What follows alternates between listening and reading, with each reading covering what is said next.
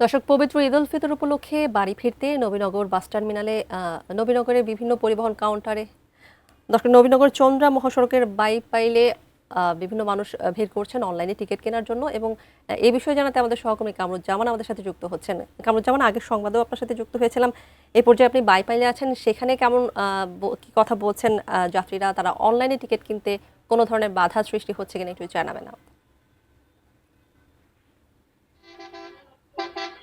ধন্যবাদ তানিয়া। আমি এই মুহূর্তে রয়েছি একদম যে ঠিক নবীনগর যে নবীনগর চন্দ্র মহাসড়কের ঠিক বাইপেল বাস স্ট্যান্ডে কিন্তু রয়েছে। এখানে কিন্তু আমরা দেখেছি যে সকাল থেকেই কিন্তু যে অনলাইনের যে টিকিট আজকে থেকেই বেচা বিক্রি শুরু হয়েছে। আমরা আপনার ক্যামেরার মাধ্যমে একটু দেখাই যে এই যে নবীনগর যে বাস স্ট্যান্ডের ঠিক এখানে কাউন্টার, এবং এটা কিন্তু এই গার্মেন্টস এরিয়া, যেহেতু এটা শিল্প অধ্যুষিত এলাকা, লক্ষ লক্ষ কিন্তু এখান থেকে যাত্রী কিন্তু এখানে রয়েছে। এবং এরই মধ্যে আজকে সকালে, যেহেতু এটা সকাল এবং বিকেল এই দুই টাইমেই কিন্তু আসলে যাত্রীদের যে একটা যে অগ্রিম টিকিট কাটা বলেন, মানে এমনিতে ভিড় ভাট্টা কিন্তু এখানে এই সময়টাই থাকে। এখন কিন্তু মোটামুটি খালি, তবে আপনি দেখতে পাচ্ছেন যে এরই মধ্যে আমরা কাউন্টার মাস্টারদের সাথে কথা বলেছি, তারা বলেছে যে এরই বেচা বিক্রি কিন্তু শুরু হয়েছে।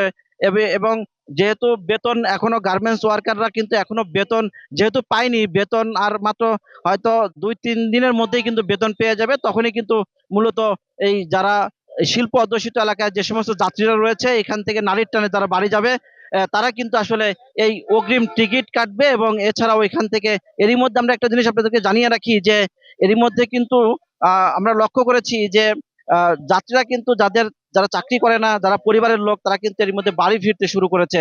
আমরা বিভিন্ন বাসের এবং কাউন্টারের থেকে কিন্তু আমরা দেখতে পেরেছি তারা সকাল থেকে ব্যাগ বাট্টা নিয়ে তারা কিন্তু এসেছে।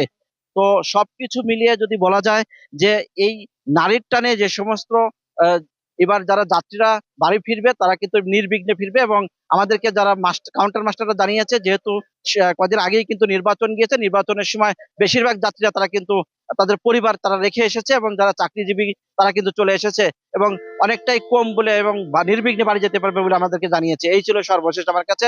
সাভারের বাইপেল থেকে আমরা ফিরে যাচ্ছি স্টুডিওতে। তানিয়ার কাছে। তানিয়া। কামরুজ্জামান, ধন্যবাদ আপনাকে। দর্শক, ঈদ উল ফিতর